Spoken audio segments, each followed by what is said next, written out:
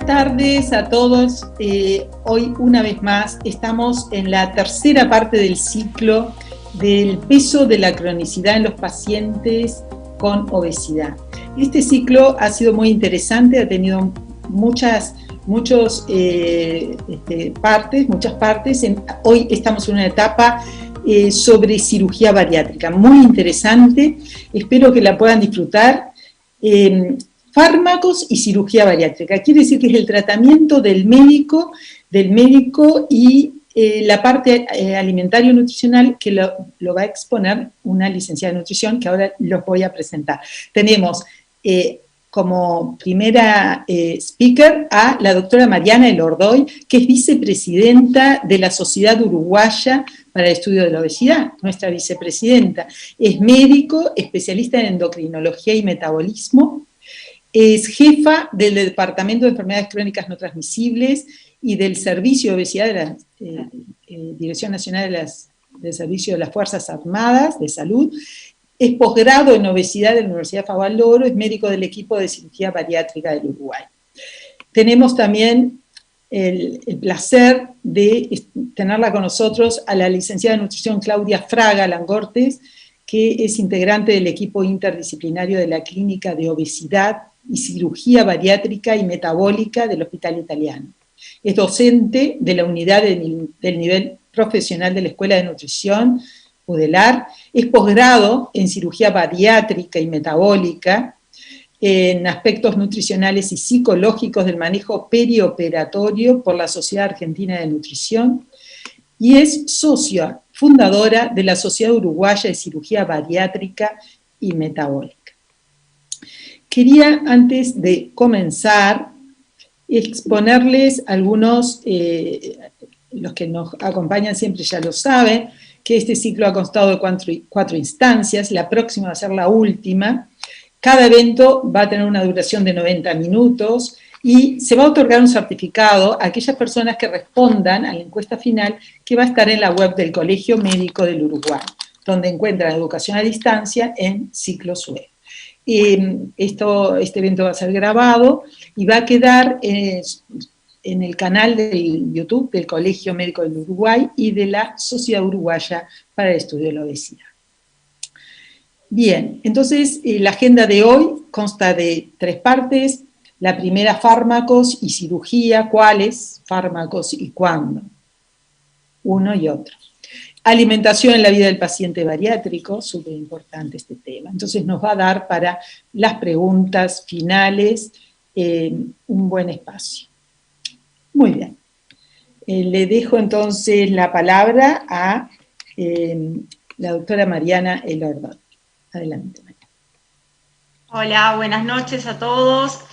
Bueno, vamos a compartir entonces esta instancia de profundización, digamos, en el tema de obesidad. No sé si ahí ven bien la pantalla. No. ¿No? No, todavía no. A ver, un segundito. Acá.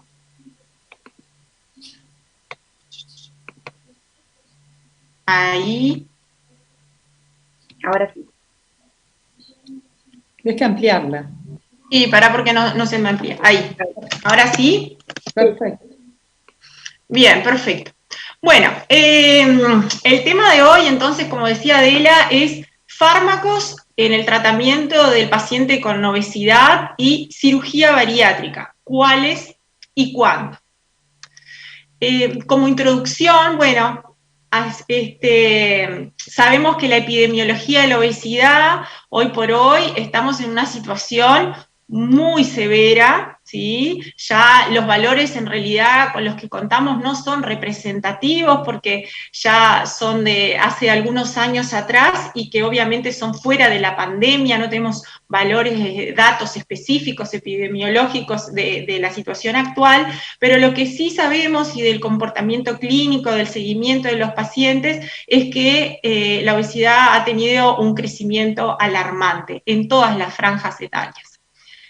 Bueno, como parte del tratamiento del paciente con obesidad, El primer punto, que ya lo sabemos y que ya se ha hablado en otras instancias dentro de este mismo ciclo, están los cambios en el estilo de vida.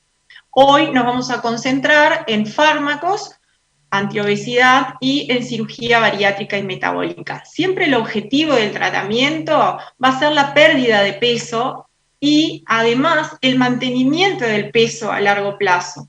¿Sí? Y cuando hablamos de pérdida de peso, tenemos que destacar que lo que buscamos es la pérdida de la grasa corporal. ¿Sí? Como punto importante, tenemos que tener en cuenta que estamos hablando de una situación crónica en donde tenemos que aplicar un seguimiento y cuidados que justamente acompañen a largo plazo a estos pacientes. Tenemos que reconocer, aceptar, tanto nosotros, los médicos, el equipo de salud, como el propio paciente, que estamos ante una enfermedad y además que tenemos que trabajar en conjunto. Hoy por hoy superamos ya lo que es lo interdisciplinario y pasamos a tener un enfoque transdisciplinario en donde a veces superponemos nuestras funciones para lograr mejores objetivos. Bueno, cumplir mejor nuestros objetivos. Bueno, vamos entonces al tratamiento farmacológico. Una de las cosas a destacar es que hay grandes resistencias y barreras en el uso de los fármacos. Como decía, hay algunas barreras que vienen por parte del propio paciente, otras por la sociedad, otras por el equipo médico, en donde se considera que el paciente con obesidad, para tratar esa situación, tiene que cambiar su voluntad, tiene que poner solo de su parte, tiene que dejar de comer lo que está comiendo, ¿sí? También creemos que el fármaco debería curar la enfermedad, cuando en realidad lo que se logra muchas veces es el control de la enfermedad o el apoyo en el control de la enfermedad. Tenemos también algunas limitantes desde el punto de vista político, legal, económico, que hacen que el ingreso de los fármacos al país sea con mucha dificultad. Una de las cosas que tenemos que aceptar es que las enfermedades crónicas no admiten tratamientos de corta duración. Entonces, digamos que equiparar a la obesidad a otras enfermedades crónicas, y por eso puse ahí el esfingomanómetro, porque nosotros no nos cuestionamos cuando un paciente tiene que tomar un antihipertensivo. Existen múltiples variantes de antihipertensivos con distintos tipos de acción, hay una enormidad de opciones, y nadie se cuestiona tampoco de que ese fármaco sea para utilizar a largo plazo, ¿no? El paciente lo va a tomar de por vida, el médico no cuestiona, y sin embargo, los fármacos para el tratamiento de la obesidad siempre están como en duda, en discusión, a ver cuál va a ser su función, y si va a cumplir con todas las metas. Bueno, para indicar fármacos antiobesidad tenemos que tener en cuenta la edad del paciente, porque hay algunos fármacos que están aprobados para pediatría y en su gran mayoría no. Las comorbilidades que tiene el paciente, porque hay algunos de los fármacos que van a beneficiar la mejoría de estas comorbilidades, sobre todo lo que tiene que ver con la parte cardiovascular. La efectividad y seguridad a largo plazo, porque no todos los fármacos están aprobados para su uso más allá de las 12 semanas, los efectos adversos que pueden tener estos fármacos, obviamente, ¿no? Si el paciente ya ha estado anteriormente con fármacos, cuál fue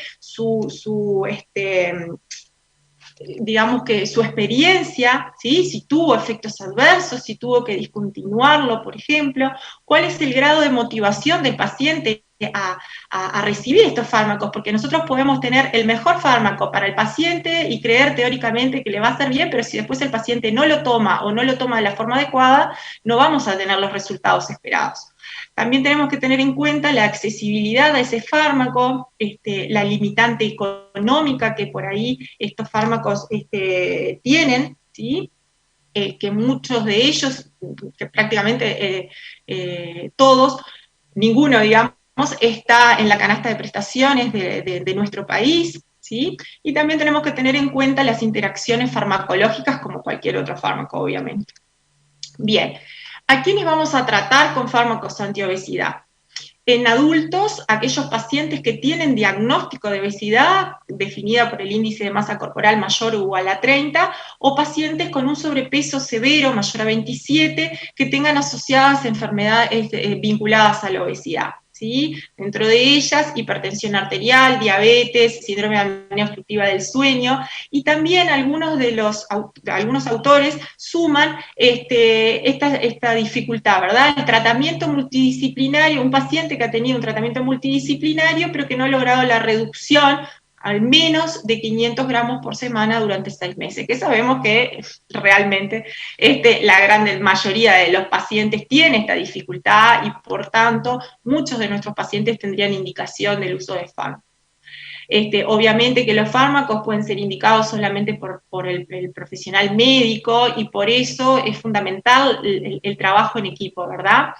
En adolescentes, acá tenemos las indicaciones, un índice de masa corporal mayor o igual a un percentil 95 o entre 85 y 95 cuando existen comorbilidades severas. Bien. Siempre los fármacos los vamos a utilizar como una prueba terapéutica durante 12 semanas y vamos a evaluar, obviamente, que no aparezcan efectos adversos severos, que el paciente no los pueda tolerar, porque vamos a ver que la gran mayoría de los fármacos tienen algunos efectos secundarios, y que logre efectivamente la reducción del peso. Bien. Acá lo que les pongo es algunos criterios que nos tienen que orientar, más allá de esas otras cosas que les puse para la indicación de fármaco, que tenemos que tener en cuenta cuando decidimos indicar un tratamiento farmacológico, ¿no? ¿Cuándo indicarlo? Si ya desde el inicio, si esperamos a conocer un poquito más al paciente, si le damos como la oportunidad de la evolución, yo creo que sí, que son muy pocos los pacientes que nosotros en una primer consulta le vamos a indicar fármacos. Y si bien este autor pone como elementos menores la hiperfagia muy pronunciada, o por ejemplo los hábitos de picoteo o conductas como compulsivas, yo creo que estas, luego de haber corregido todo lo que tiene que ver con la parte nutricional, con el nutricionista, deben ser pacientes en los que tenemos que considerar el uso de fármacos, no necesariamente fármacos antiobesidad, sino que tenemos que indagar enfermedades asociadas como puede ser la depresión, la ansiedad, o trastornos de la conducta alimentaria, como un síndrome de comedor nocturno, porque son pacientes que realmente van a tener muchísima dificultad para la adherencia a los cambios comportamentales, a los cambios en el estilo de vida. ¿Sí? Este autor lo que digamos, se categoriza con distintas prioridades de aquellos pacientes que deberíamos empezarle un tratamiento farmacológico. Los que irían en el primer puesto, digamos así, son aquellos que tienen complicaciones metabólicas ya establecidas, pacientes con una obesidad ya con repercusiones, ya en estadios más avanzados de la obesidad, aquellas personas que tienen impedimento físico, porque ya estamos de alguna manera limitando una de las patas más importantes del tratamiento, pacientes que tengan riesgo de desarrollar complicaciones relacionadas con la obesidad, que estos vendrían aquellos pacientes que luego de cierto tiempo de tratamiento, con los cambios en el estilo de vida no logramos mejorías en el peso, y aquellos pacientes, esto es muy interesante, que desde el punto de vista clínico y psicológico tengan dificultad para bajar de peso. Entonces, bueno, aquí una vez más el trabajo en equipo, ¿verdad? La comunicación en el equipo para ver qué dificultades tiene el paciente y cuál va a ser la mejor estrategia para poder seguir adelante. Bueno, los fármacos teóricamente tienen distintos sitios de acción. Digamos que la industria farmacéutica ha tratado de trabajar en esto, pero bueno, si bien lo que se busca, ¿no?, es disminuir la ingesta energética, tenemos fármacos que disminuyen la absorción intestinal de los nutrientes, se ha buscado disminuir la expansión del tejido adiposo, aumentar el gasto energético. Bueno, nuestros fármacos no logran cubrir todo esto y por eso, bueno, todavía no tenemos el fármaco ideal. Los fármacos antiobesidad pueden tener como dianas terapéuticas el tracto digestivo, el Orlistat, por ejemplo, es uno de ellos, y tenemos la gran mayoría que va a tener también o prioritariamente una acción central. En esta foto, que no sé si ustedes ven el cursor de la flechita, muestra de este lado un paciente con peso normal, ¿ah? Y del otro lado es un paciente con obesidad, como nuestro cerebro, ¿ah? Es distinto. Acá hay un compromiso de lo que es la sustancia dopaminérgica, ¿ah? La alteración y las diferencias que hay en el sistema neurológico en relación al paciente con un peso normal y un sobrepeso o una obesidad, como para ver que no todo pasa solamente por el tubo digestivo, ¿no? La obesidad no es una enfermedad solamente que se debe tratar por parte de la nutrición, y eso lo tenemos que aceptar, y tenemos que trabajar en conjunto nuevamente, que creo que eso es lo más importante. La lorcacerina es otro de los fármacos que contábamos hasta febrero de este año, pero que fue retirada del mercado, ¿sí? Como tantas otras bueno, que es como la historia de los fármacos de la obesidad. Ingresan, salen, se aceptan, bueno, se rechazan, se va viendo. Bueno, el Orlistat es uno de los medicamentos que tenemos en Uruguay, es un inhibidor de la lipasa pancreática que reduce el 30% de la absorción grasa, ¿sí? Y que es dosis dependiente, entonces los efectos secundarios son van a depender de la cantidad de grasa que ingiere el paciente. Entonces también vamos a tener efectos secundarios mayores a mayor ingesta de grasa, por eso es fundamental que el paciente acompañe el tratamiento farmacológico con un tratamiento, una mejoría, digamos, en sus hábitos alimentarios. La dosis es de 120 miligramos, 2 a 3 veces por día con las comidas. Esto va a depender también un poco de los hábitos de alimentación del paciente. Está aprobado y es el único fármaco aprobado en niños y adolescentes a partir de los 12 años, ¿sí? Y otra de las cosas es, como hablábamos, esto de que es una enfermedad crónica, es un fármaco que está aprobado para el tratamiento mayor a 12 semanas. Los efectos secundarios más frecuentes son a nivel digestivo, con gases, evacuación oleosa y urgencia o incontinencia fecal, que esto dificulta mucho la adherencia al tratamiento, pero que se ve sobre todo en las primeras semanas y en aquellos pacientes con un alto consumo de grasas. Está contraindicado en los síndromes desabsortivos, como en la enfermedad celíaca, por ejemplo, en el embarazo y en la nefrolitiasis. Y la FDA lo que recomienda es una suplementación de las vitaminas liposolubles, ya que va a estar interfiriendo en su absorción. El estudio SENDOS es un estudio que se hizo para evaluar el riesgo de evolución hacia la diabetes, y acá vemos que el porcentaje de descenso de peso de los pacientes fue alrededor de un 9,6%, comparado con el placebo, que fue de 5,6%, se redujo un 37% la progresión hacia la diabetes, y bueno, y la reducción de peso fue significativa cuando la comparábamos con el placebo.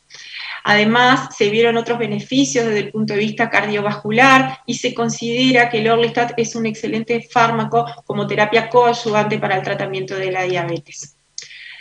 Otro de los fármacos con los cuales contamos hoy en Uruguay, pero no tenemos el que es específico para el tratamiento de la obesidad, sino que tenemos liraglutida en la presentación que es para el tratamiento de diabetes, que es la 1.8, es un agonista del receptor de GLP-1 que tiene un 97% de homología con su sustancia natural, ¿sí? Y que tiene una acción central y periférica que realmente, si nosotros pensamos, es como hace todo lo que tendría que hacer un fármaco ideal, ¿verdad? Así que bueno, tenemos como muchas expectativas en este fármaco. Tiene un descenso de peso que es dosis dependiente y por eso su aprobación para el paciente con obesidad es a la dosis de 3 miligramos día, que se da en una dosis única y que es de aplicación subcutánea. La progresión de la liraglutida se inicia con 0,6 miligramos, dice, la progresión es semanalmente, ojo porque ahí capaz que confunde, la inyección es diaria, ¿sí? Pero lo que se hace es se inicia con 0,6 miligramos día durante una semana y semanalmente vamos aumentando de a 0,6 hasta llegar a los 3 miligramos día. Esto es muy importante porque lo que vemos es sobre todo la presentación de síntomas gastrointestinales. Entonces hay que ir despacito, bueno, y si aparecen síntomas gastrointestinales, disminuir nuevamente la dosis, ¿tá? Sobre todo dar como una sensación de acidez, de hiperacidez a nivel gástrico. Bien, también es un fármaco que está aprobado para tratamiento mayor a 12 semanas y que está aprobado a partir de los 10 años, pero para el tratamiento de la diabetes. ¿Sí? No está aprobado liraglutida en niños para el tratamiento de la obesidad.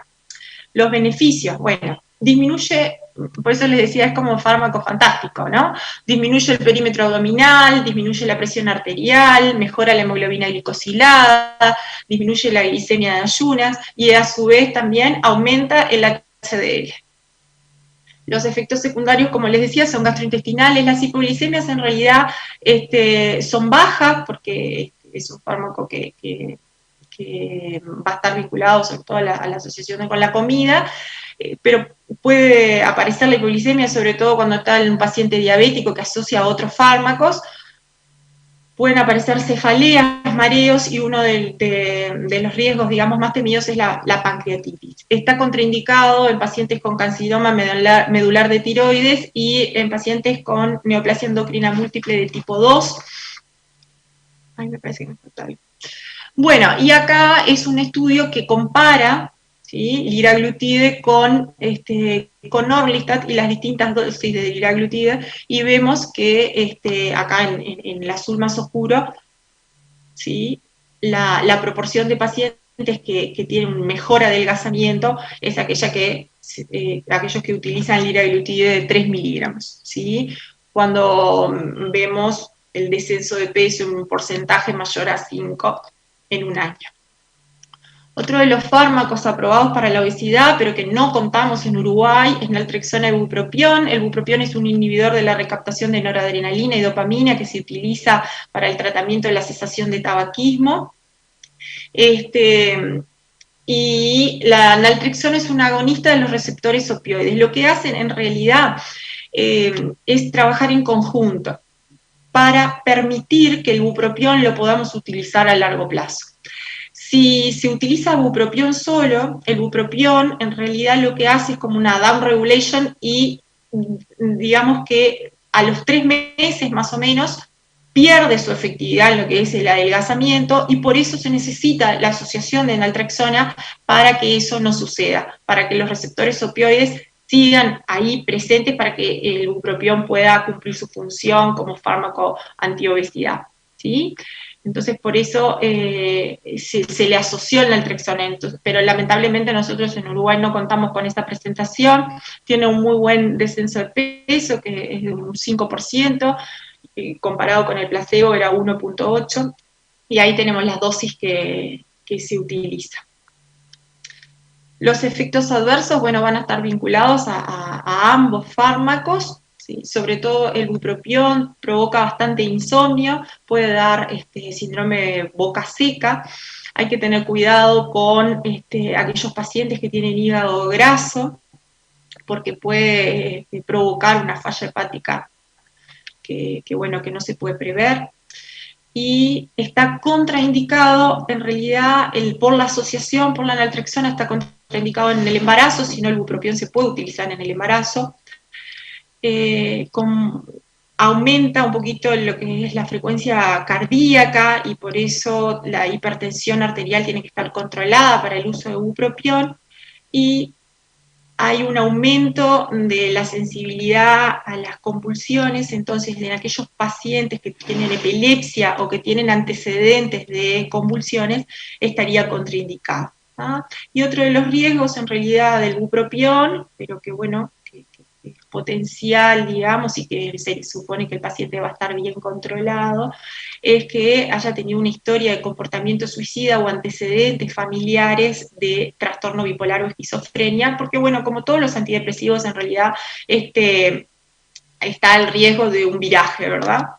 Bueno, fentermina y topiramato es otra asociación con la que no contamos en Uruguay, es la asociación de un simpático mimético y un antiepiléptico. El topiramato es muy conocido en realidad en el tratamiento de las convulsiones y que no se sabe por qué mecanismo genera el adelgazamiento. Hay varias propuestas, pero en realidad no se sabe todavía. Tiene también un muy buen descenso de peso. Hay 2 presentaciones, una dosis mayor, y se da una vez al día. Y también está aprobado para el tratamiento a largo plazo. Los efectos secundarios acá, de ambos, ¿sí? A tener en cuenta, importante, es que el topiramato es teratogénico, ¿sí? Y se tiene que suspender por lo menos 3 meses antes de que el paciente planifica un embarazo. También hay riesgo de falla hepática porque puede ser hepatotóxico el topiramato, ¿sí? Y el topiramato también, porque tiene acción en la anhidrasa carbónica, puede generar algunas alteraciones visuales que pueden llegar a ser severas y por eso se contraindica en el glaucoma, ¿tá? Puede generar glaucoma y bueno, y puede agravar un glaucoma preexistente. La fentermina sola es otro fármaco que está aprobado a nivel internacional, que no tenemos en Uruguay, pero a diferencia de su asociación con el topiramato, ¿sí? Se puede utilizar solamente menos de 3 meses. ¿Sí? Es un agonista dopaminérgico que promueve el adelgazamiento, tiene un gran efecto anorexígeno y como agonista dopaminérgico, sus efectos secundarios están vinculados a la hiperactividad, digamos así, a todo en más, ¿no? Taquicardia y ese tipo de cosas. Así que bueno, son las cosas que hay que controlar. Y se indica con las comidas. Acá puse algo sobre el bupropión solo. El bupropión solo es algo que se ha venido estudiando como fármaco para el tratamiento de la obesidad, ¿sí? Y se ha visto que tiene mejores resultados en aquellos pacientes que no tienen depresión, ¿sí? Y bueno, también con efectos dosis dependiente y en estudios por pocas semanas, por 48 semanas, y lo que se ve es que cuando se alarga el tratamiento, cuando se prolonga el tratamiento, esta efectividad disminuye, por lo que les comentaba hoy con la necesidad de su asociación con el otro fármaco. El topiramato solo también se ha visto que tiene un efecto en el adelgazamiento, pero no está aprobado, al igual que el bupropión, no están aprobados para el tratamiento de la obesidad por sí solos. ¿Ah? Hay algunos estudios que muestran que hay una reducción del peso que es significativo, pero esos estudios son de baja calidad porque son estudios observacionales, ¿sí? Y que bueno, también hay que ver el tema de la dosis. La dosis máxima del topiramato ronda los 400 miligramos día, y el problema que tenemos es que a mayor dosis, mayor efectos secundarios, y los efectos secundarios del topiramato, como les dije, pueden llegar a ser bastante importantes. Es más, si uno lee el prospecto, seguramente no se anima a tomarlo. ¿Ah? Los pacientes notan las parestesias, los calambres, la digeusia también es bastante frecuente, sobre todo con las bebidas gaseosas, el riesgo de falla hepática, como les decía, y hay alteraciones de la memoria a corto plazo. A veces el paciente tiene dificultad para recordar algún nombre, se nota que aparece como una latencia que no era frecuente en el paciente. ¿Qué cosas tenemos que tener en cuenta siempre que vamos a tratar un paciente con obesidad? Que el paciente suele asociar o tener algún elemento emocional que hay que buscar que hay que pedir ayuda a nuestros compañeros de equipo, sobre todo en alguna psicopatología importante que pueda necesitar un tratamiento farmacológico, el apoyo psicológico para mejorar la adherencia, por ejemplo, al tratamiento nutricional, a lo que es la conducta del paciente, por ejemplo, para la realización de actividad física, y entonces, bueno, siempre indagar alteración del sueño, depresión, ansiedad, trastornos de la conducta alimentaria. Otra cosa que tenemos que prestar muchísima atención es que el fármaco que se elige para el tratamiento de otras enfermedades tiene que tratar de ser el que menos iatrogenia pueda generar, porque realmente es un punto, yo creo que muy, muy importante. Estas últimas semanas he tenido que vivir una situación bastante complicada, que, bueno, Claudia ya lo sabe, con una nena de 10 años que sufre bullying y que lamentablemente tuvo 2 intentos de autoeliminación y que tuvo una planificación de otro intento, y esta nena, hablando con la mamá, se le indicó un antipsicótico, y la nena aumentó 10 kilos en un mes, cuando el bullying, la niña es por obesidad, habiendo hoy por hoy otras opciones terapéuticas que no generan tanto aumento de peso. Entonces yo creo que tenemos que poner un poquito de cabeza en eso, ¿no? En ponernos además en el lugar del otro, más allá de tratar solamente el síntoma, sino que estamos tratando al paciente. Así que bueno, también reconocer cuáles son nuestros colegas que muestran cierta empatía por el paciente con obesidad, hay que tenerlo en cuenta cuando hacemos una derivación, una interconsulta. Tenemos que evitar además el uso del fármaco, le va a generar un poco de aumento de peso, pero que lo necesitamos y necesitamos que adhiera al tratamiento y que al tratamiento farmacológico con ese remedio que le va a aumentar de peso, y entonces tenemos que extremar los cuidados en lo que es su estilo de vida, porque capaz que es por un tiempo cortito, ¿sí? Entonces tenemos que evitar la frustración del paciente y que el paciente no sienta que tiene que tirar la chancleta, como decimos, porque está aumentando de peso en esos días, ¿no? Muchas veces patología osteoarticular, hernias de disco, cosas que bueno, que a veces no queda otra que dar alguna dosis de corticoide y que sabemos que es un fármaco obesógeno muy importante. Y también tenemos que desalentar el uso de aquellos fármacos o nutracéuticos que no están aprobados y que no apoyan nuestro propósito.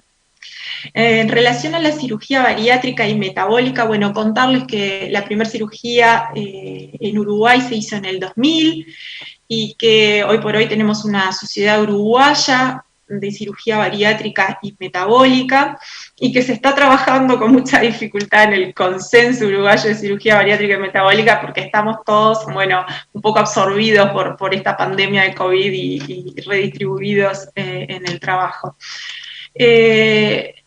La cirugía bariátrica es un conjunto de técnicas que a nivel digestivo, digamos, que se utiliza para el tratamiento de la obesidad y de la patología metabólica vinculada a la obesidad.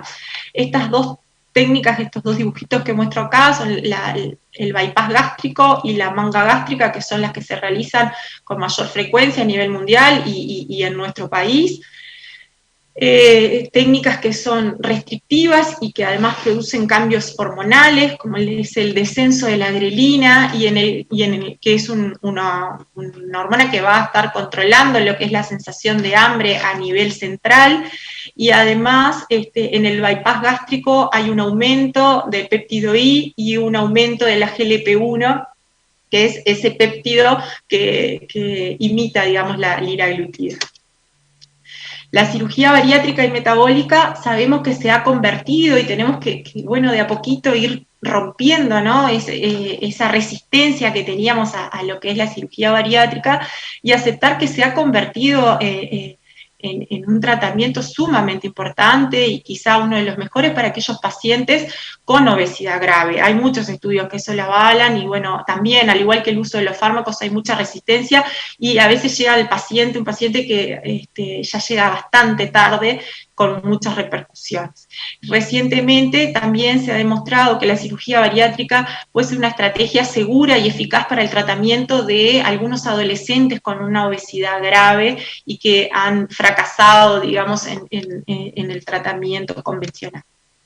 Siempre tenemos que tener en cuenta, obviamente, costo-beneficio, si el paciente va a aceptar lo que es el preoperatorio, que después Claudia va a contar, también los riesgos intraoperatorios y todo lo que es la adherencia postoperatoria, que como hablamos, la obesidad es una enfermedad crónica y por tanto el paciente bariátrico va a ser un paciente crónico que vamos a tener que seguir de por vida.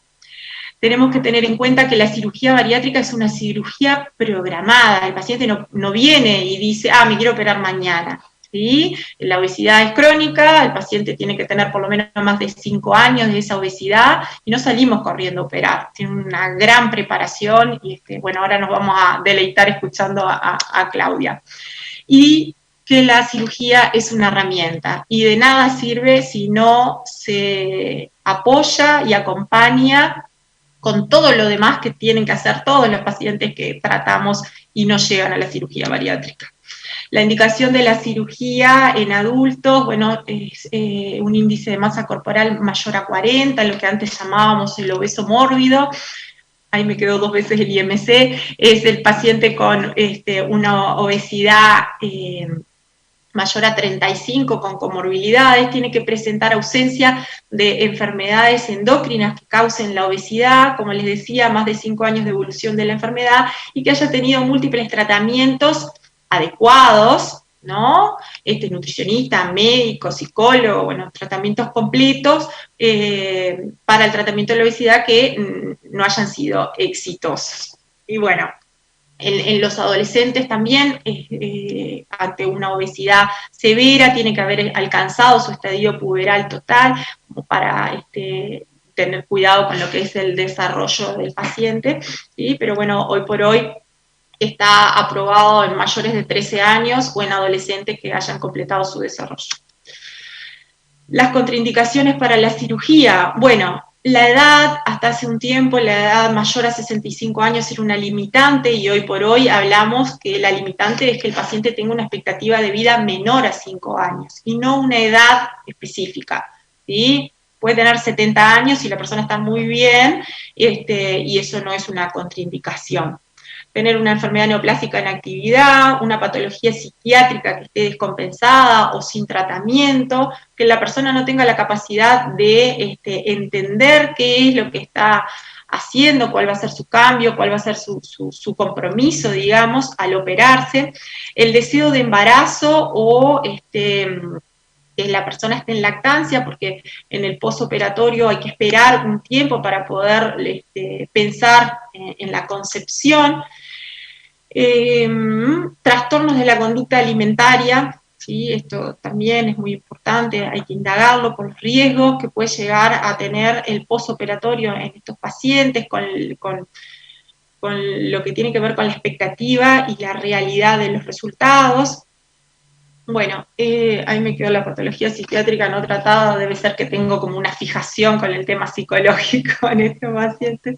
Y las adicciones, que obviamente un paciente con una adicción en actividad tiene contraindicada la cirugía bariátrica, y le puse el asterisquito para acordarme que si bien no es una contraindicación absoluta, el tabaquismo es una contraindicación relativa y que nosotros le damos mucha importancia a que el paciente por lo menos esté 3 meses sin fumar preoperatorio por el aumento del riesgo quirúrgico y el aumento del riesgo de falla de sutura. Algunos de los resultados de la cirugía bariátrica, comparando entre lo que es la gastrectomía vertical en manga y el bypass, vemos que el descenso de peso, el porcentaje de descenso de peso es sumamente importante, hay mejoría de la diabetes y en algunos casos ya hablamos de lo que es la remisión de la enfermedad. La mejoría en la hipertensión arterial depende un poco de los años de que el paciente es hipertenso por el daño vascular que puede haber generado ya previamente y el endurecimiento de las arterias, y hay una mejoría de las dislipemias. Esto entre otras muchas cosas. El éxito de la cirugía bariátrica se marca en el porcentaje del exceso de índice de masa corporal perdido o del peso perdido, también en algunos casos se puede evaluar, al año de la cirugía. ¿Sí? Entonces hablamos de éxito terapéutico cuando el paciente pierde más de un 65% del exceso del índice de masa corporal, ahí Claudia me prestó la fórmula, y mayor a un 50% del exceso de peso corporal al año. ¿Sí? Las complicaciones, como todo acto quirúrgico, puede tener complicaciones. La mortalidad de estas cirugías ronda el 1%. Es un porcentaje, obviamente, que siempre que hablamos de mortalidad es malo, ¿no? Pero es un porcentaje que comparado con otras cirugías comunes, como puede ser una histerectomía, una colecistectomía, es muy baja la mortalidad. Las complicaciones agudas y digamos, a mediano y corto plazo, también son bajas, rondan un 3%. Esto estamos hablando cuando se realiza la cirugía bariátrica por equipos con experiencia en esto, en cirugía esofagogástrica. Los efectos secundarios varían según la técnica, los vómitos, la constipación puede aparecer en la gastrectomía en manga, y sin embargo en el bypass puede haber como mayor tendencia a la diarrea. ¿Sí? Y el síndrome de dumping vinculado a cuando el paciente consume azúcar, que va a tener una sensación como de desasosiego, que bueno, que a veces eso limita justamente que el paciente consuma azúcar. En las complicaciones a largo plazo, la gastrectomía decimos que tiene una tendencia al reflujo, perdón, pero básicamente es como la complicación más grande a largo plazo, y el riesgo de reganancia de peso que existe en ambas cirugías, porque como dijimos son herramientas, pero no curan la enfermedad. ¿tá? Lo que hacemos es tratar porque es una enfermedad crónica. Y en el caso del bypass, la úlcera de la anastomosis y la hernia interna, que bueno, eso sí puede ser de riesgo para toda la vida. Un dolor abdominal en un paciente con bypass gástrico, siempre hay que pensar en una complicación de la cirugía bariátrica. No así en el caso de la gastrectomía, que una vez pasados los 40 días ya no se vincularía. Bueno, como conclusión, el fármaco o la cirugía son partes del tratamiento de la obesidad, pero no son el tratamiento en sí mismo, digamos que son como coadyuvantes. Los cambios en el estilo de vida sostenibles, la relación con el paciente y el equipo tratante son los que van a guiar el proceso y son sin duda un pilar fundamental del éxito terapéutico. Y bueno, le puse esos ladrillitos ahí porque tenemos que construir casas, construir cosas firmes. Tenemos que educar al paciente, no tenemos que simplemente decirles lo que tienen que hacer. Y bueno, no hay excusas para no actuar, creo que esto tenemos que tenerlo presente. Como hablamos con Claudia, es una pasión, y así que, bueno, espero que les haya servido, y cualquier cosa estoy para las preguntas. Muchas gracias, Mariana. Ha sido muy interesante, sin lugar a dudas, es todo un peso, hablando en el ciclo en el cual estamos, el peso de una terapia farmacológica, el peso de querer tener las soluciones a través de rápidas, a través de los fármacos, soluciones permanentes, que tú dijiste muy bien, estamos en una enfermedad crónica, los fármacos, en este caso, en la obesidad todavía no tenemos fármacos a largo plazo, entonces también son limitados, y los pacientes quieren, sí, soluciones rápidas, y buscan otro tipo de soluciones, como tú decías, ¿no? Con otros medios para adelgazar. Y luego también lo de la cirugía, qué peso es de la cirugía bariátrica, que le soluciona milagrosamente, ¿no? Por un lado, una cantidad de patologías, y muy bien, pero también es el peso crónico de llevarlo y de los cuidados siempre, ¿no? Siempre.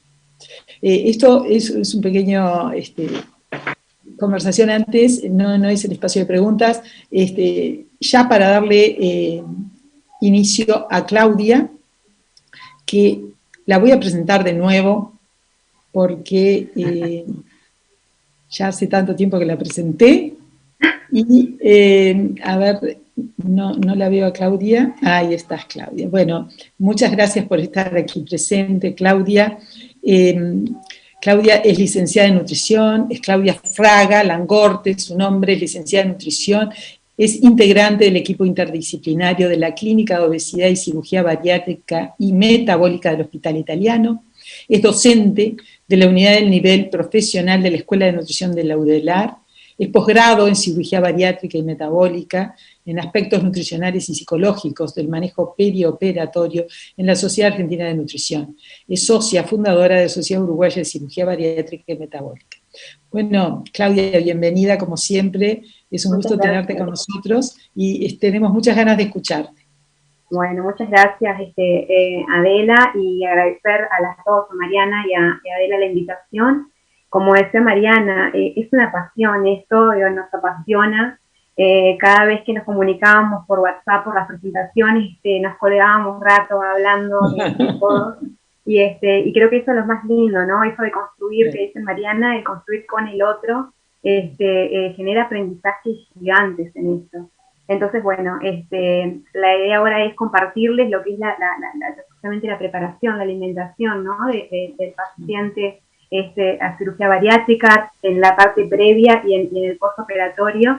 Y bueno, y los componentes que también están mezclados y enlazados en todas estas etapas, ¿no? Con qué nos encontramos en cada una de cada una de las consultas y los controles. Así que bueno, voy a pasar a compartirles. Allí se ve. ¿Sí? Bien. Bueno, bien, ¿se ve allí la presentación? Sí. ¿Sí? Está, perfecto. Bueno, muy bien, voy a administrar aquí.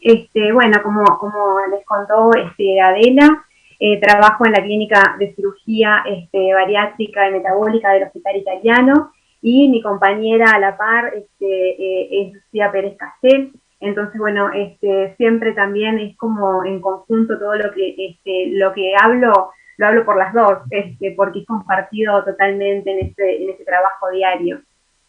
Y hay muchos aspectos que veamos con Mariana para no repetirnos, para no expresar lo mismo, ¿no? Y dar como la mirada limpia a cada una en su presentación.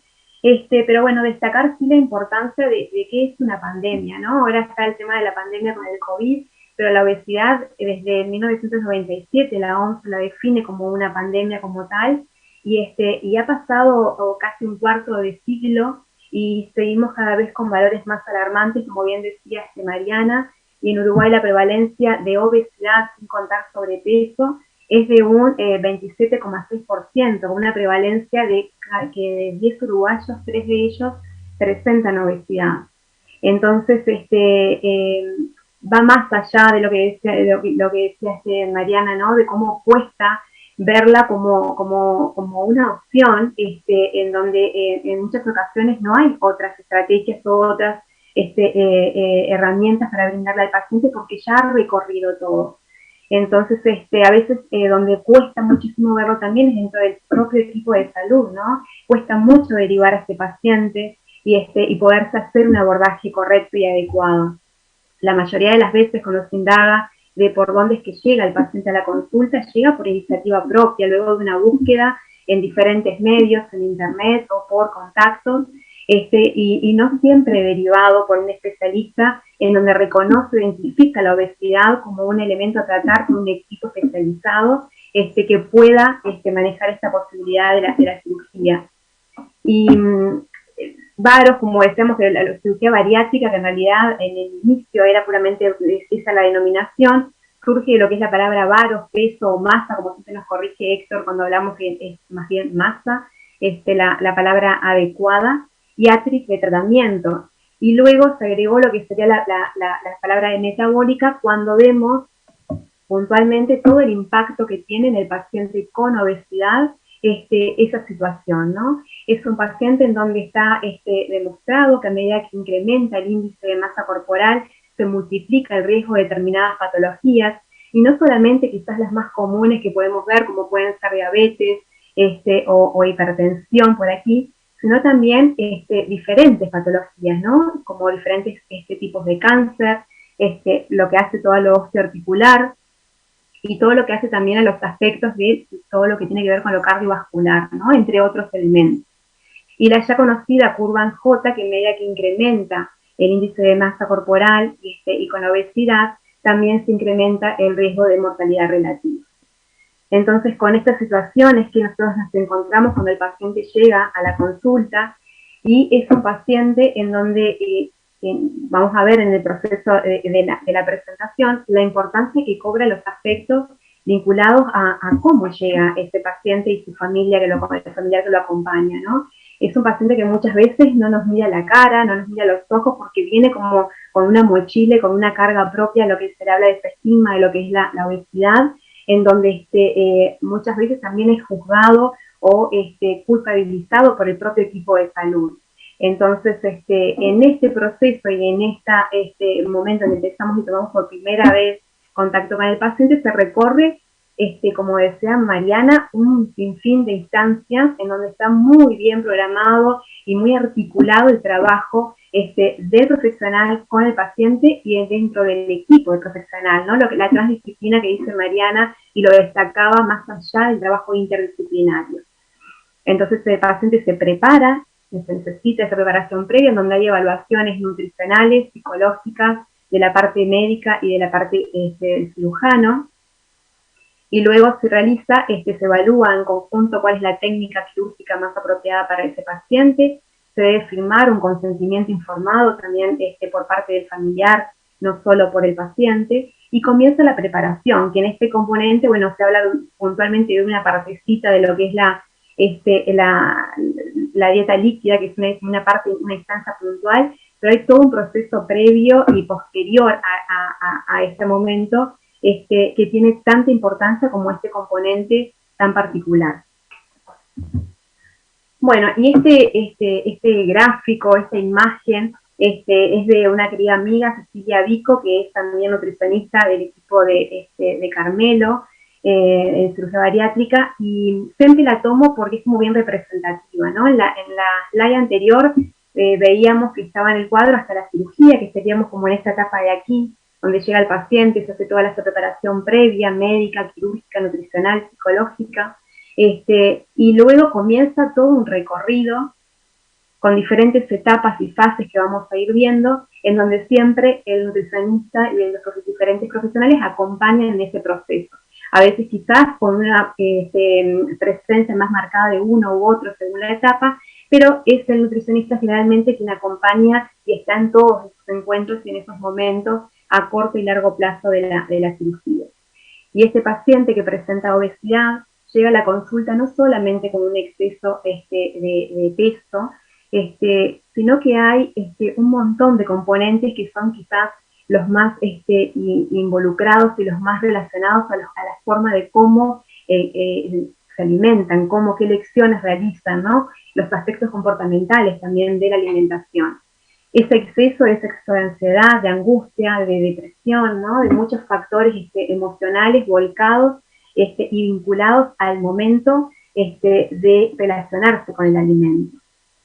Y por otro lado, un montón de deficiencias, ¿no? No solamente nutricionales en cuanto a vitaminas o minerales que son estudiadas para ver cuáles son las situaciones en las que nos encontramos en cada paciente, sino todo lo que hace a la baja autoestima, la baja tolerancia a las frustraciones, vínculos disfuncionales no solo a nivel familiar, sino también social, y muchas veces la resistencia al cambio. Entonces, por eso me gusta tanto este gráfico que elaboró Cecilia, porque refleja claramente la importancia de la empatía, ¿no? Y de poder, cuando nos sentamos y recibimos al paciente, mirarlo desde esa misma forma, ¿no? La mirada de cómo llegan y poder interpretar todo lo recorrido por ese paciente hasta el momento que llega a nosotros. Bueno, y allí comienzo, yo me voy a focalizar puntualmente en el aspecto nutricional, no voy a hablar de aspectos antropométricos o todo lo que hace a la parte de los exámenes de laboratorio, de la mirada, para potenciar puntualmente los aspectos que vinculados a la alimentación. En esa instancia es fundamental y la anamnesis alimentaria, hasta toda la ficha nutricional es muy incisiva. Empezamos a indagar en aspectos desde conocer los antecedentes de familiares de obesidad hasta cómo es la historia propia de obesidad, ¿no? En qué momento la cronopatología, en qué momento surge, si es en la niñez, qué desencadenantes se presentaron para poder identificar claramente cómo es el recorrido realizado en esa situación. Muchas veces hay, como decía bien Mariana, ¿no? Fármacos que tenemos que saber si fueron incidentes o no en esa situación. Situaciones traumáticas vividas, duelos muchas veces que se encadenan, o vínculos de pareja que hacen que se generen estas situaciones en un momento dado, como otros aspectos puntuales de cambios biológicos o ya por alguna patología concomitante asociada a la obesidad. Respecto a los tratamientos nutricionales es fundamental, porque bien decía Mariana que es una de las claves, uno de los requisitos para que el paciente sea considerado que está en óptimos, o sea, que está en condiciones de realizarse cirugía bariátrica, es que haya realizado previamente tratamientos acompañados por profesionales, ¿no? Entonces es importante conocer cómo fueron el tipo, la calidad, el número, las características de esos tratamientos realizados, así como también cuál fue el peso mínimo al que se llegó, cuál fue el peso sostenido en mayor periodo de tiempo, todo lo que hace a ese tipo de aspectos relacionados con los tratamientos previos. Y todo lo que hace a lo comportamental, ¿no? Tanto en lo que es a nivel familiar como lo que hace a nivel laboral, ¿no? Cuando el paciente sale o come en su trabajo o tiene una vida social activa, todos esos aspectos son importantes también considerar. ¿Qué es importante poder valorar y tener en cuenta cuando hacemos el cierre y si no surgió en forma impronta por el paciente o contada? Hay que hacer como esa indagación posterior sin poder persuadir la respuesta, pero buscar aspectos que hagan a la elección de sabores o determinados alimentos de preferencia, acerca, por ejemplo, de el consumo de alcohol, el consumo de sal y alimentos con alto contenido en azúcar. Los factores relacionados a la obesidad, lo que decíamos, el dónde come, el lugar, con quién, de qué manera, en qué tiempo los realiza, y algo que decía Mariana, que es fundamental volver a destacar, la importancia de los aspectos que hagan algún trastorno de alimentación, que tiene que ser identificado en esta etapa previa, porque en la etapa posterior, donde estamos con una alimentación por fases y donde tenemos que ir en forma muy gradual incorporando, no podemos en ese momento empezar a detectar situaciones que debieron ser tratadas antes. Y si son diagnosticadas, si una de las partes del equipo logra identificar alguna de ellas, hay que trabajarlas. Y si el paciente no se va a operar hasta que no estén todas las miradas de psicología, de la parte médica y nutricional, de que están todas las condiciones para hacerlo. Entonces, aspectos como el picoteo, el comedor nocturno, atracones, estrés, ansiedad, todo eso vincular al cómo se alimenta el paciente, es importante detectarlo antes. A veces surge en nuestra consulta, a veces surge en la consulta propiamente psicológica o en la médica, y por eso es la importancia del diálogo y la interacción y articulación dentro del equipo también, para que poder todos tener bien clara la situación de cada uno de nuestros pacientes. ¿Cuáles son los errores, por decirlo de alguna manera errores, ¿no? Pero cuáles son las situaciones frecuentes que a veces generan como dudas o inseguridad en el momento de la consulta? Es que a veces el paciente no interpreta claramente lo que estamos queriendo preguntarles. Es importante tener presente que ellos vienen de múltiples realizaciones, ¿no? De tratamientos, no solo con profesionales, sino también autoindicados muchas veces. Recuerdo lo que hablaba Daniel en la primera de los encuentros de las múltiples dietas a las que se someten los pacientes, ¿no? Las personas. Entonces, bueno, es importante también estar atentos y estar claros en lo que estamos preguntando, y también muchas veces ellos conocen mucho y conocen, cada vez que empezamos a hacer una anamnesis ya saben qué pregunta va a venir después, entonces muchas veces saben que queremos que nos respondan, y a eso es estar atentos también a todos esos aspectos para, bueno, minimizar todas las posibilidades de errores en esta etapa para poder abordarlo correctamente. Hay una tendencia a subestimar los alimentos buenos y subestimar los que son considerados malos. Y eso también habla de la propia culpabilización que siente la persona cuando llega, ¿no? Está como curado un poco de que se lo cuestione o se lo culpabilice por el consumo de determinados alimentos. Y bueno, entonces también esta situación es importante ver y identificar qué ocurre. El tema de minimizar el tamaño de la porción no solamente es voluntario, muchas veces la percepción real del paciente es de que son porciones pequeñas y reducidas las que consume. Y eso tenemos que creerle al paciente cuando nos expresa. Y allí jugar con todas las herramientas posibles. Es importante tener en el consultorio del equipo herramientas como lo sean los alimentos, las muestras de los alimentos, de los diferentes grupos de alimentos en las porciones adecuadas, mostrarles atlas donde hay imágenes y fotos, ir armando el simulacro de lo que sería un plato, una preparación, de cómo está compuesto para un almuerzo, para una cena, o lo que son las diferentes tazas para desayunos y meriendas. Y en ese armar con ellos, o el ir en ese simulacro generando esa situación, es cuando van identificando claramente de que sí, realmente es más grande de lo que yo pensaba, lo que estoy consumiendo, es más grande el plato que dice que me estás mostrando, y eso se va como construyendo en conjunto con ellos. Bien, y lo importante que está marcado acá, ¿no? Tan importante es no solamente lo que expresa el paciente, sino también lo no dicho, ¿no? Los silencios frente a alguna pregunta, o a veces el titubeo al responder, o la mirada si hay un familiar acompañando, que muchas veces es como ese tropiezo al hablar uno o el otro, y esas miradas, en donde eso tiene una importancia enorme, y tenemos que atender esos aspectos para poder realmente ver todos los aspectos bien importantes a considerar.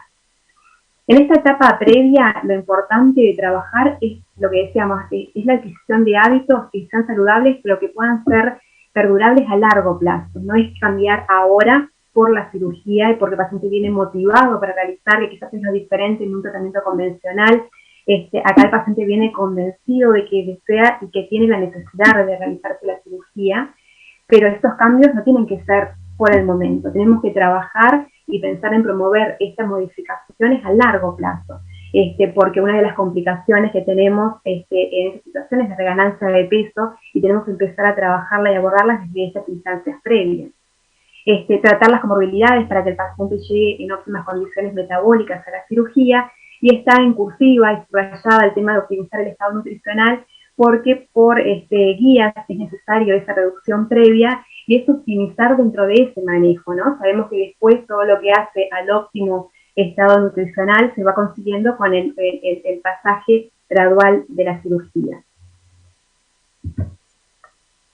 Bueno, del descenso de peso previo a la cirugía, no hay evidencias que sean muy marcadas o contundentes de cuál es el porcentaje exacto. Nosotros lo que hacemos en el consultorio es evaluar en cada paciente en esta etapa de preparación que está haciendo previa, cómo va evolucionando, cómo va asimilando los cambios, las modificaciones y cómo se va dando el descenso.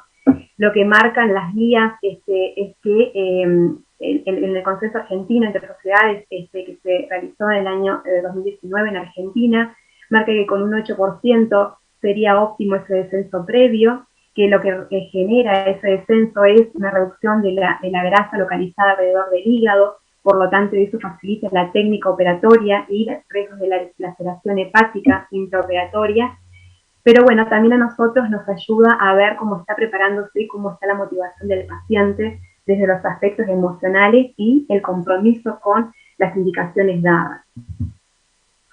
Y también trabajar en este aspecto que está marcado con este color y estas 6 palabras, el poco, a menudo y despacio, que nuestros pacientes lo aprenden con nosotros y nos dicen sí, el poco, a menudo y despacio es lo que más cuesta.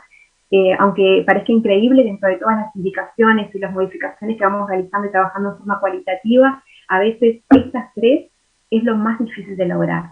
Entonces en esto somos como muy reiterativos y todo el equipo lo ha incorporado ya y en cada consulta se repite.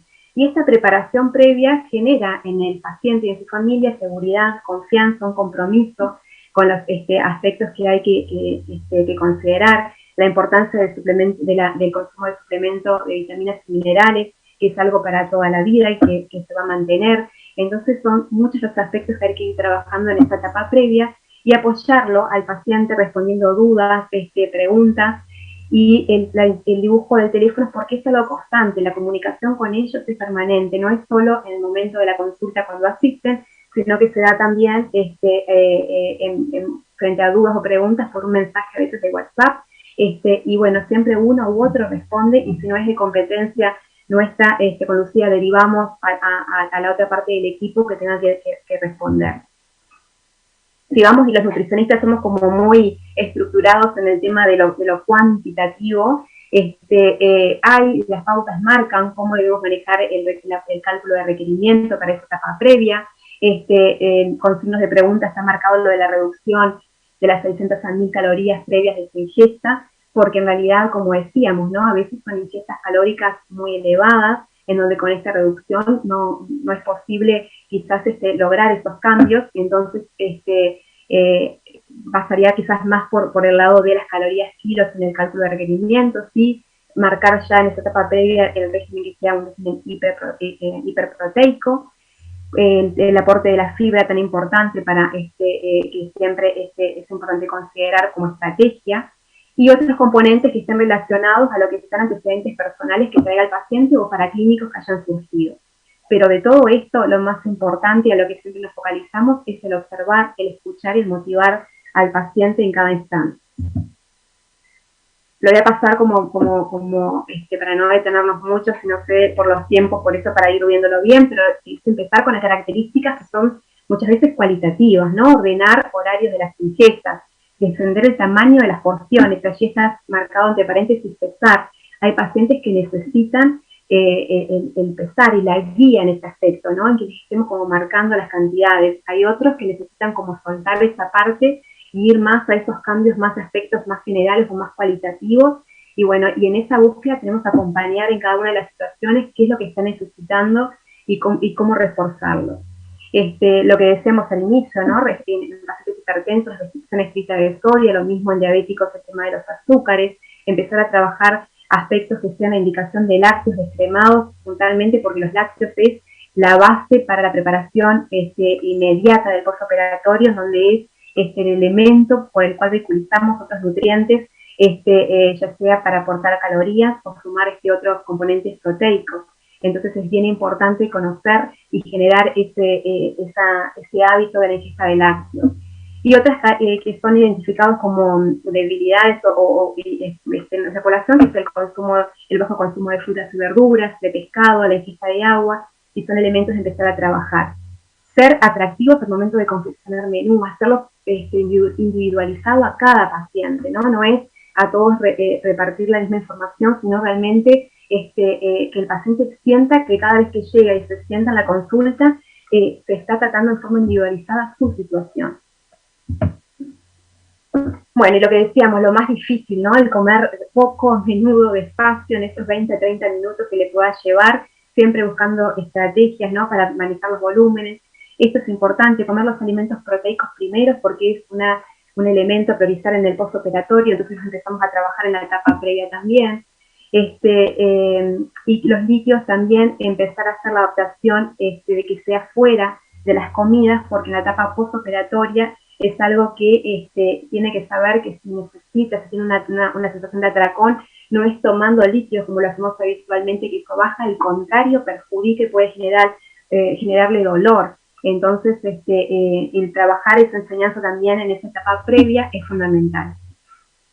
Y como decía Mariana, ¿no? El tema de la actividad física, la importancia que tienen en los equipos, el profesor de educación física, en donde se pueda, un licenciado en educación física, donde pueda preparar un plan adecuado para cada paciente, pero si no, bueno, que pueda empezar a realizar esas actividades que sean adecuadas a su situación de estado nutricional y patologías asociadas.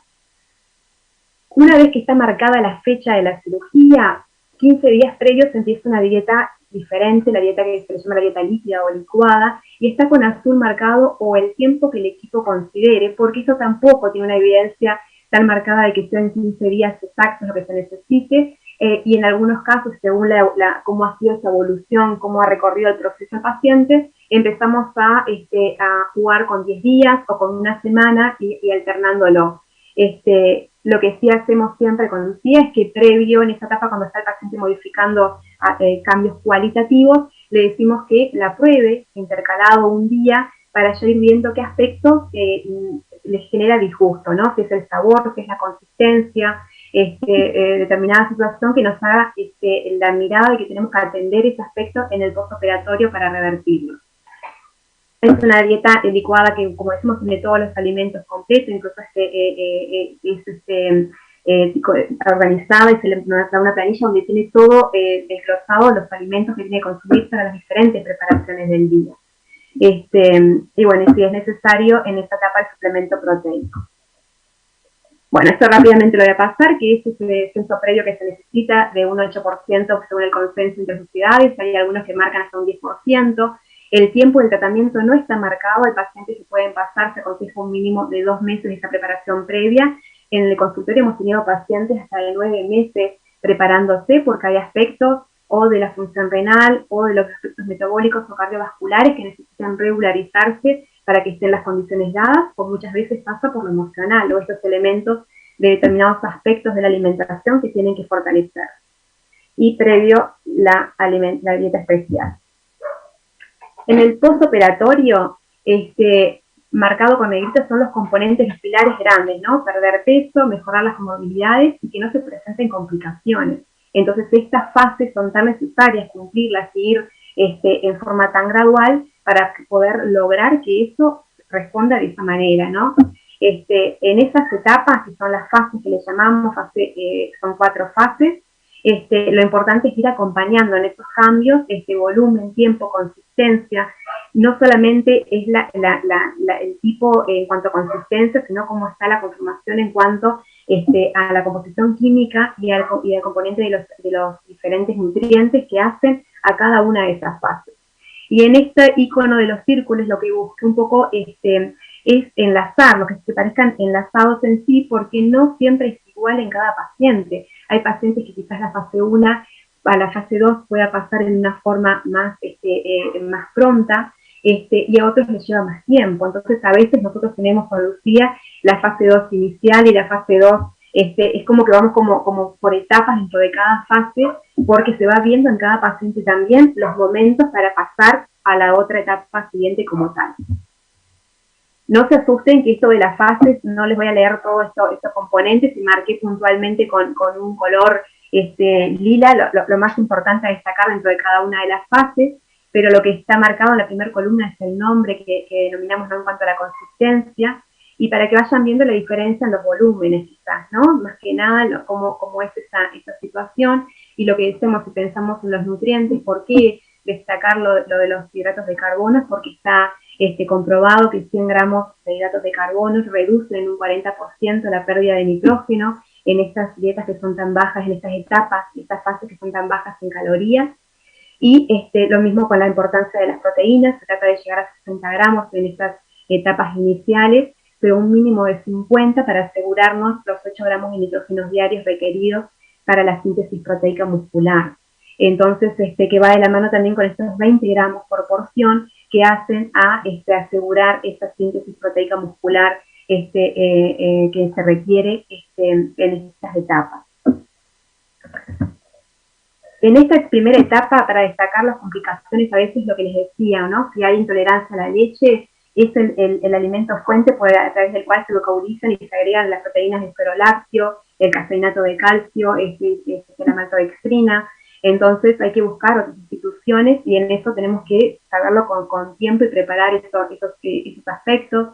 A veces los suplementos generan rechazo por el sabor, el retrogusto que tienen. Y bueno, y ahí también es otro buscar de qué manera los vamos como, en cierta forma, enmascarando para que no quede tan marcado, o a través de qué preparaciones.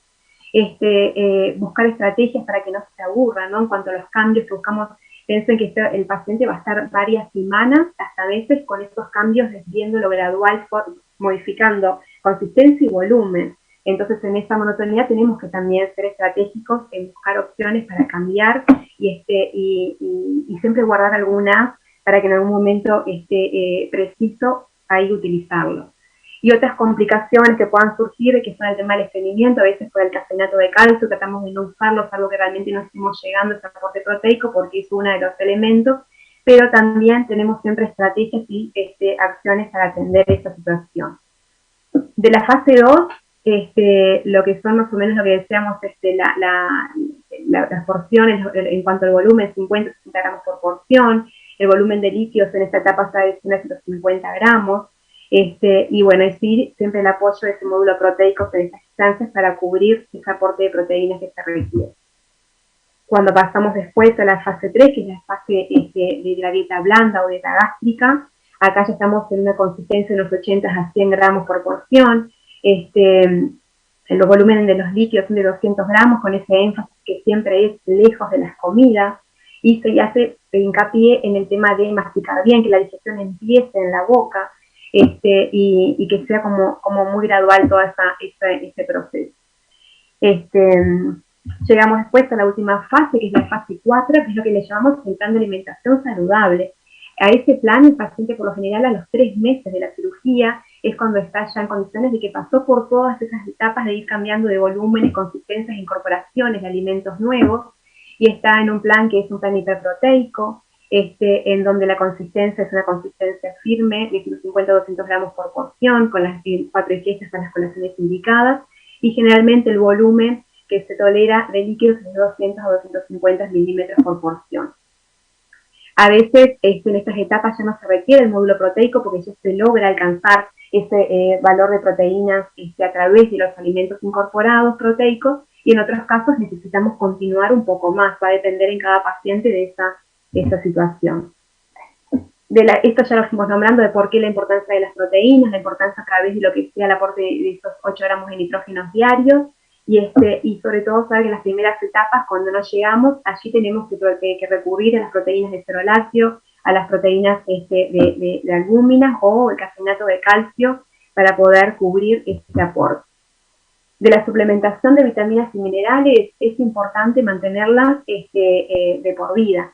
Esto es una de las acciones que es importante que el paciente lo sepa desde el inicio, porque aunque la técnica quirúrgica sea puramente restrictiva, como lo es la manga gástrica, las porciones, el tamaño de porciones que el paciente va a poder consumir hace que no estemos llegando a las recomendaciones diarias.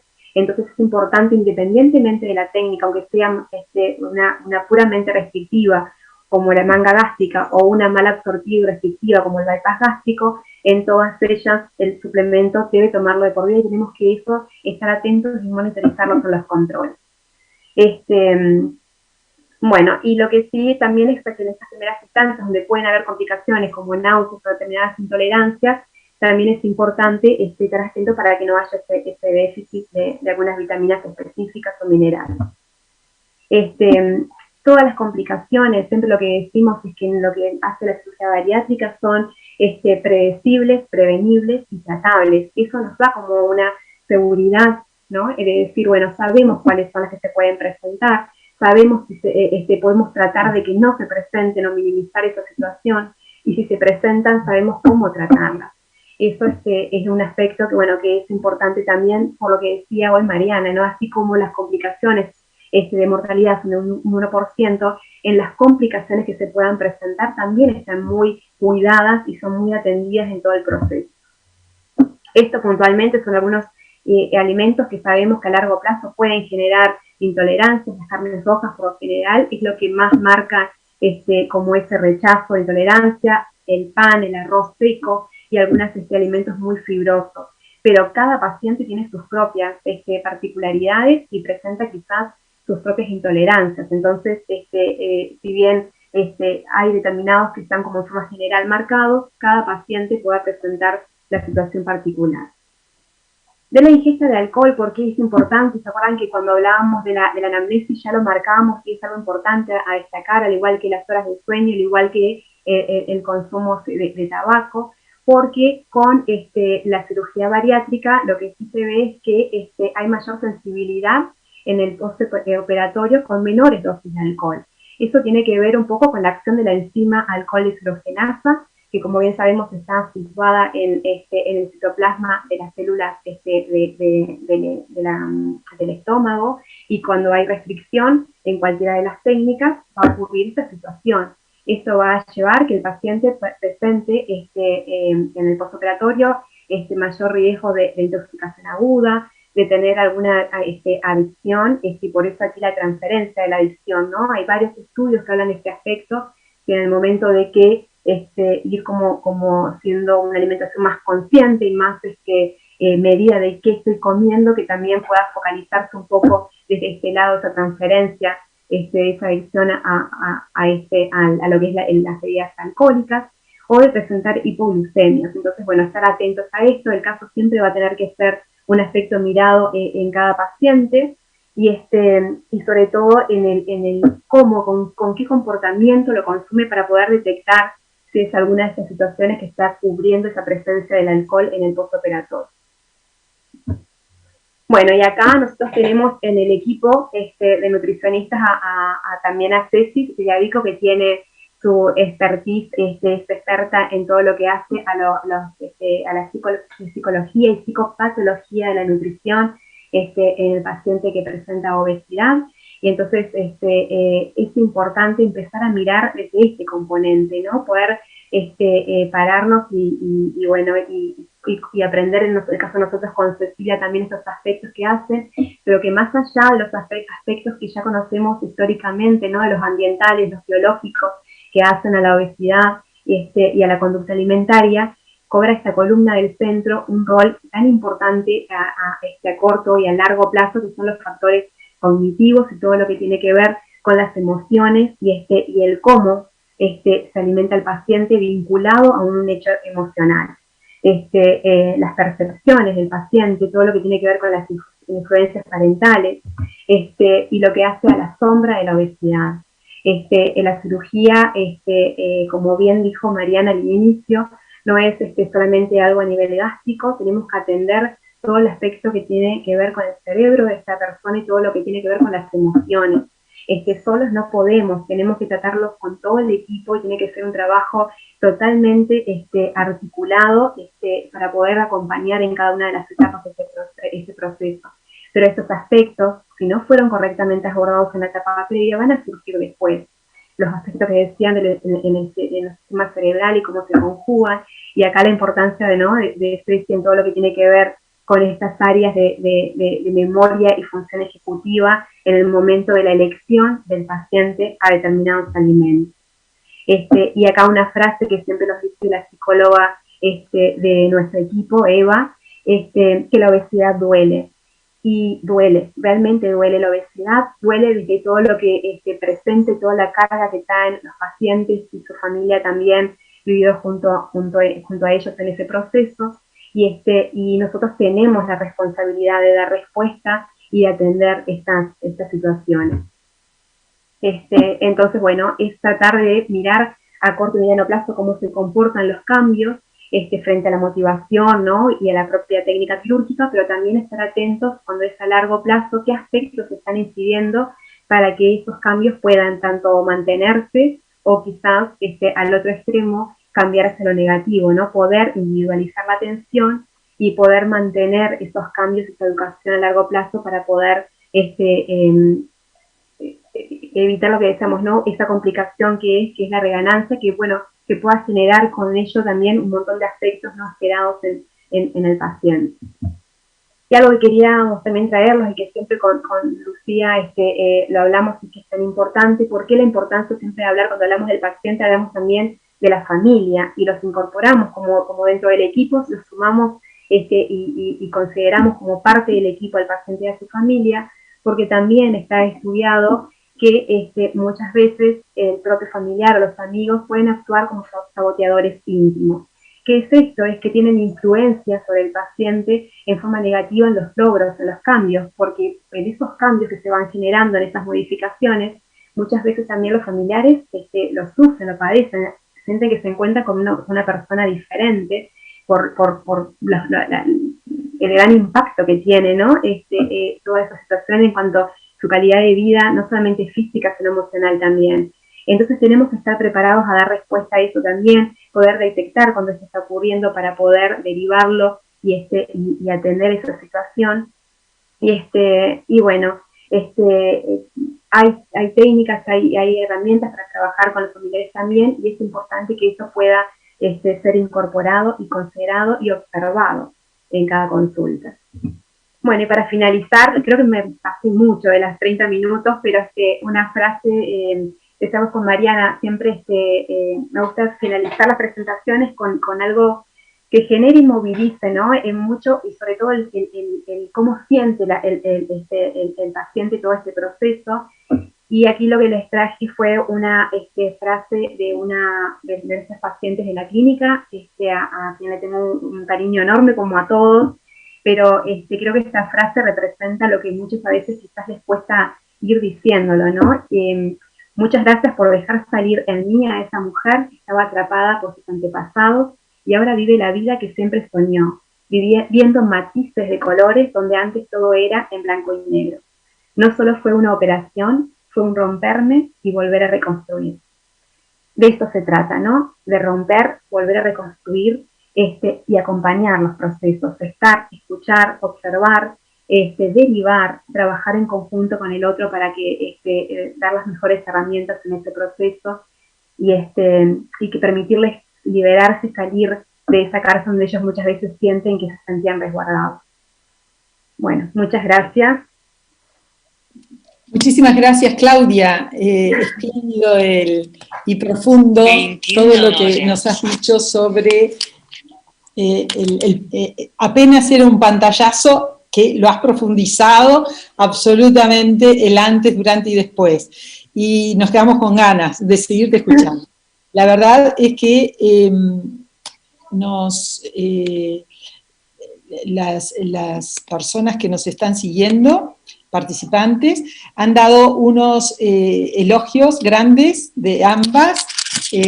Mariana, tenés algunos pacientes fans, estaban por ahí, que dicen, excelente la doc, bueno, felicitaciones. Y hay algunas preguntas. Vamos a ver por orden. Bueno, Janet dice que ella había bajado 23 kilos con la ayuda de todo el equipo y con fármacos durante 2020, pero subió 8 kilos y no puede bajarlo. Capaz que es una paciente que ustedes le pueden decir algo. Es eso lo que dice, nada más que eso. Capaz que es un comentario personal. La doctora Mariana Lordoy dijo... Bueno, como lo recalcamos en ambas presentaciones, esto es crónico. Entonces, yo siempre le explico a los pacientes que cuando se inicia un fármaco o cuando se inicia un cambio, eso va a funcionar mientras nosotros sostengamos eso. Y a veces hay pequeños cambios que casi no nos damos cuenta, como por ejemplo, hacía gimnasia, no sé, 5 días a la semana y pasás a hacer 3 días a la semana. Y eso puede ser un cambio que tenga un impacto importante en los resultados, ¿sí? Con lo farmacológico, a veces, si no hay una correcta adherencia al tratamiento, o si, no sé, por ejemplo, bajó esos kilos que dijo que había bajado, pero después se suspendió el tratamiento farmacológico con el que había tenido buenos resultados, probablemente vuelva a ganar peso, ¿sí? En parte de lo del juicio a los fármacos hoy que decía, era eso, ¿no? Lo que se busca es, bueno, inician el tratamiento, tomo los fármacos, bajo de peso, pero no me quiero volver adicto al fármaco. En realidad, el paciente con obesidad no se vuelve adicto al fármaco, como no se vuelve adicto al fármaco el hipertenso que tiene que tomar toda su vida en Alapril, por ejemplo, ¿sí? lo que sucede es que nosotros vamos a ver el efecto de ese fármaco y de todo lo que haga el paciente, como, no sé, comer sin sal en el caso de un paciente hipertenso. Los resultados los vamos a ver mientras el paciente sostenga el tratamiento farmacológico. Y también pasa con el hipertenso, que se controla la presión está en 12, 13, anda divino, dice, voy a dejar de tomar el remedio. Deja de tomar el remedio y ¿qué pasa? La presión sube. Bueno, aquí pasa exactamente lo mismo y el paciente no se está volviendo adicto, es que necesita de ese fármaco para lograr ese efecto terapéutico, ¿sí? Entonces, bueno, habría que ver el caso, cada uno de los casos obviamente es muy particular, a veces una alteración en el sueño, por ejemplo, una persona está haciendo todo bien, se alimenta bien, hace ejercicio, quizás está con algún tratamiento farmacológico, pero empezó a tener algún problema, no sé, que le está generando dificultad para dormir, y bueno, eso puede tener un impacto en nuestro, en cambio, en lo que es la secreción del cortisol, y eso puede tener un efecto en la reganancia de peso. Bueno, hay otra pregunta de Agustina, una colega de Claudia, que dice dice, buenas noches doctora, me quedó la duda con respecto a la liraglutida en Uruguay. Mencionaba que en nuestro país esto de lo de la dosis, ¿no? Que estaba disponible únicamente en versión para personas con diabetes. Sí, quería saber si lo entendí bien. Dice. Muchas gracias. No entiendo la pregunta. Es que tú dijiste eso, ¿no? Que, claro, el fármaco está en Uruguay. En la presentación que es para el tratamiento de la diabetes, ¿sí? O sea que la lapicera, que es muy parecida, es igual básicamente a la de insulina, tiene un tope, en este caso, que es hasta 1.8, que es la dosis para el tratamiento de la diabetes. Para la obesidad, la dosis aprobada es de 3 miligramos, ¿sí? Y como decía, esto, el efecto va a ser dosis dependiente. Entonces, con el fármaco que nosotros tenemos, no podemos llegar hasta los 3, salvo que el paciente se pinche, o se inyecte 2 veces. ¿Sí? Recordando que es de aplicación de una sola vez al día, o sea, cada 24 horas. Entonces, bueno, se hace algo como medio artesanal, digamos así como, yo qué sé, si tengo indicación de topiramato, 100 miligramos, pero me compré la caja por error de 50 y me tengo que tomar 2 pastillas y así llegar al 100. Bueno, básicamente es lo que se puede hacer. ¿Es lo ideal? No, no es lo ideal. Bueno, acá tenemos otra pregunta de Adriana, que dice, para Mariana, ¿qué diferencia hay entre cirugía bariátrica y cirugía metabólica? Bien, en realidad la técnica, digamos, quirúrgica puede ser la misma, ¿sí? Hablamos de cirugía bariátrica y metabólica como un título que se agregó porque la cirugía bariátrica, como decía Claudia, en su conformación de palabras, lo que trata es específicamente el peso. En el caso de la cirugía metabólica, lo que estamos buscando es la mejoría de la patología metabólica independientemente del peso. Por eso es que se ha ido bajando el índice de masa corporal en el que se autoriza la cirugía a este tipo de pacientes. Inicialmente estaba indicada en aquellos pacientes con una obesidad, con un IMC mayor a 40, que esa sería como la cirugía bariátrica en sí, desde sus inicios, y la cirugía metabólica ha hecho que, por ejemplo, la ADA, la Asociación Americana de Diabetes, incluya en su algoritmo terapéutico a la cirugía bariátrica como parte de ello y para el manejo de pacientes diabéticos con dificultad en el control a pesar de múltiples fármacos antidiabéticos. En este caso, la cirugía metabólica sería en aquellos pacientes con un IMC mayor a 35, con una patología metabólica asociada, y también se considera la cirugía bariátrica metabólica, digamos, en este caso se llamaría, a pacientes con una obesidad con un IMC mayor a 30. ¿Sí? En el caso, por ejemplo, de pacientes con insulina, con múltiples fármacos que no logran el control adecuado de la diabetes.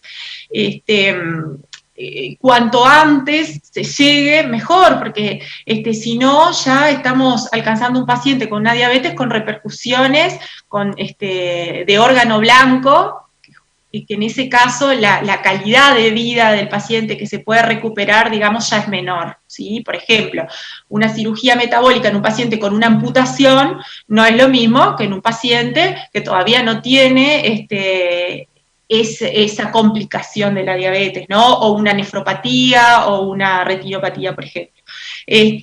Como recomendación, la cirugía metabólica sería, digamos, el gold estándar, el bypass gástrico, ¿sí? Pero bueno, ¿por qué? Porque en realidad también toca, digamos, lo que tiene que ver con los péptidos intestinales, a diferencia de la manga gástrica, que va a estar trabajando solamente, o sea, sacando, digamos, solamente la grelina.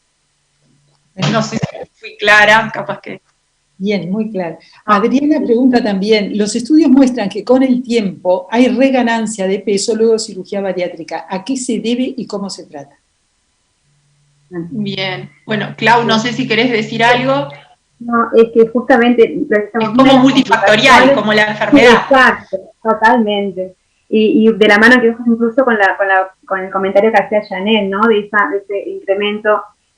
La reganancia nosotros vemos como una de las complicaciones que se da a largo plazo, y por eso la importancia de trabajarlos en las etapas previas, ¿no? De educar, como siempre decimos, la cirugía no es mágica, no hace magia. Es una herramienta que el paciente tiene que aprender a cuidarla mucho desde todos los componentes, ¿no? La parte médica, lo emocional, lo nutricional.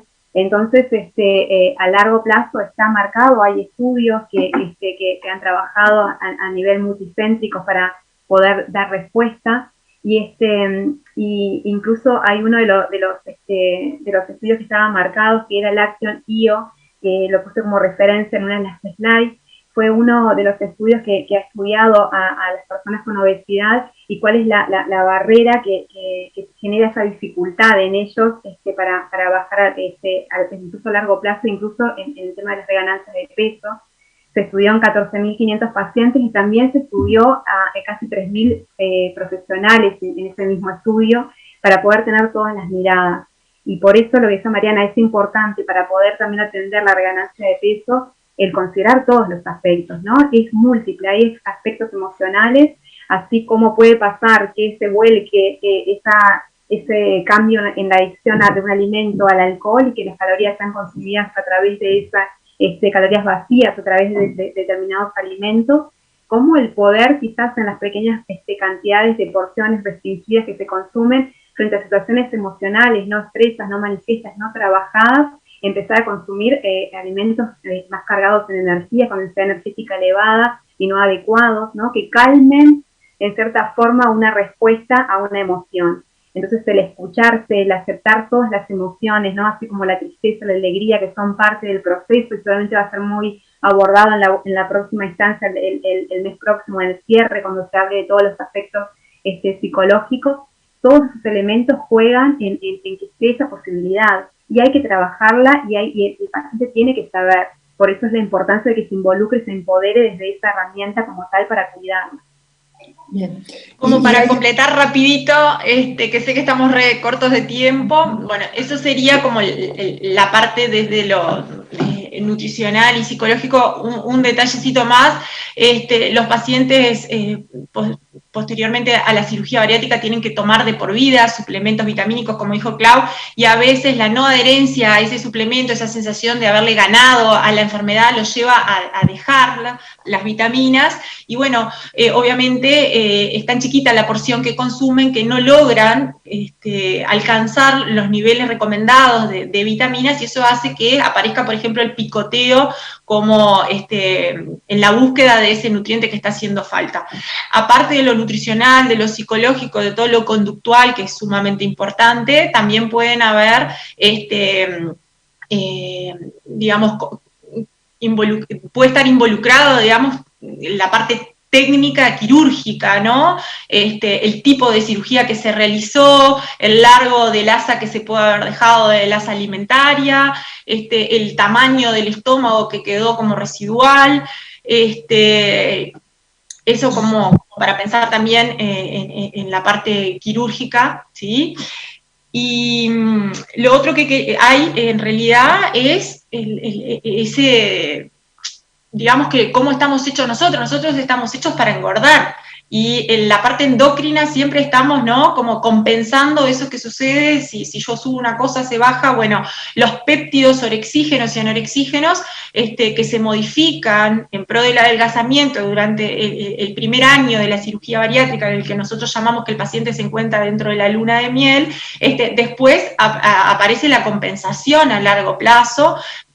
Aumenta nuevamente un poquito la grelina que se empieza a formar en otros lados, ya no en el estómago, y eso también puede llevar a la reganancia de peso. Hay un cierto valor dentro de lo que es la reganancia de peso que se considera normal, y no estamos hablando de una recidiva de la obesidad, de la enfermedad en sí, que es esperada, digamos, después de la cirugía bariátrica, y después sí hay valores, aumentos de peso que se considera ya como una complicación de la cirugía bariátrica, y en algunos casos puede ser una de las causas de una cirugía revisional como parte del tratamiento, como parte también del tratamiento, obviamente, lo farmacológico, y la vuelta al control. Yo creo que eso es una de las cosas más importantes. El paciente que se aleja del equipo tratante es un paciente de alto riesgo de reganancia de peso, y a veces simplemente el volver hace que tome cartas en el asunto y logre un descenso de peso adecuado. Bien, exactamente cuando con cirugía y sin cirugía bariátrica es una etapa crítica, cuando el paciente sale del mantenimiento y no vuelve. Entonces es la reganancia de peso, que es una pena por todo el esfuerzo que se hizo. Aquí una paciente de Claudia dice que ha estado 10 meses con ella, la felicita, que es una genia. Y dice que es tal cual lo que dice Claudia, la contención y la evaluación del equipo multidisciplinario es fundamental para transitar el pre- y postoperatorio tranquilo y sin ansiedad. También tengo la última pregunta, pero cortita, no nos podemos extender más. Dice Jenica que con respecto al uso de fármacos, debe ser este tipo de fármacos, en paciente con cirugía bariátrica, ¿habría alguna indicación especial para alguno? En realidad hay que adaptarse al paciente, a la situación del paciente. Lo que más vemos es el tema emocional.